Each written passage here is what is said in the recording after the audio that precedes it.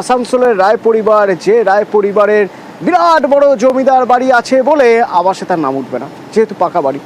কিন্তু নামই তো জমিদার। এখন তো সেই বাড়ির ভগ্নদশা, রায় পরিবার থাকে ত্রিপল খাটিয়ে। তো আমরা এই খবর দেখিয়েছিলাম যে এমন অবস্থা, যেহেতু জমিদার বাড়ি রয়েছে, পাকা বাড়ি রয়েছে, সুতরাং সরকারি খাতায় তো তার নাম তোলার উপায় নেই আবাসের খাতায়। তো শেষমেশ কি হলো? ওই ত্রিপল খাটিয়েই থেকে যেতে হবে জমিদার বাড়ির দিকে তাকিয়ে, নাকি কোনো উপায় হবে? আমার সঙ্গে রয়েছে দীপক বলতে পারবে। দীপক, আমরা গতকাল দেখাই যে এই রায় পরিবারের কি অবস্থা, মানে সত্যি তাদের একটা পাকা বাড়ি দরকার, কিন্তু সরকারি হিসেব অনুযায়ী পাকা বাড়ি তার পাওয়ার কথা নয়, যেহেতু একটা পাকা বাড়ি, জমিদার বাড়ি, অত বড় বাড়ি রয়েছে। তাহলে উপায়?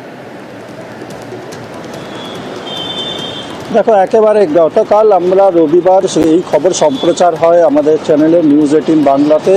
এরপরই বিষয়টি নজরে আসে স্থানীয় বিধায়ক বিধান উপাধ্যায়।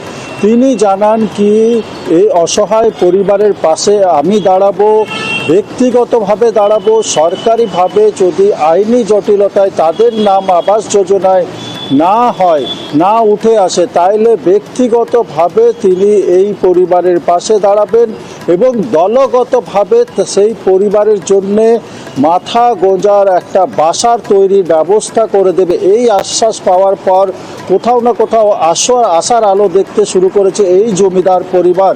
কারণ বছর 5 ধরে ঠিক একইভাবে তিরপাল খাটিয়ে দিন যাপন করছিল এই জমিদার পরিবার। অর্থের অভাবে একমাত্র তারা পাকা বাড়ি তৈরি করতে পারছিল না, আবাস যোজনায় নাম নথিভুক্ত করেছিল। আমরা সে খবর দেখাই যে কি অবস্থা, যেহেতু জমিদার বাড়ি এবং যেহেতু পাকা বাড়ি, সে বাড়ি ভগ্নদশা হলেও সরকারি খাতায় তাকে কোনোভাবে সরকারি খাতে পাকা বাড়ি দেওয়া যাবে না। তো বিধায়ক আশ্বাস দিয়েছেন তিনি এই পরিবারের পাশে আছেন। সেই নিয়মের এতে পড়ে গেছে, ওটাতে ধরুন বিডিও থেকে, পুলিশ থেকে, বিভিন্ন তরফ থেকে প্রতিটি বাড়ি চেক আপ করে তারপর কিন্তু স্যাংশন করা হচ্ছে। কিন্তু যেহেতু সরকারের নিয়মটা লেগে গেছে, বিল্ডিং থাকলে হবে না, সেই নিয়মে এনার বাড়িটা পড়ে গেছে। তো আমরা নিশ্চিতভাবে সরকার যেটা করার নিশ্চয় আমরা সরকারিভাবে দেখছি।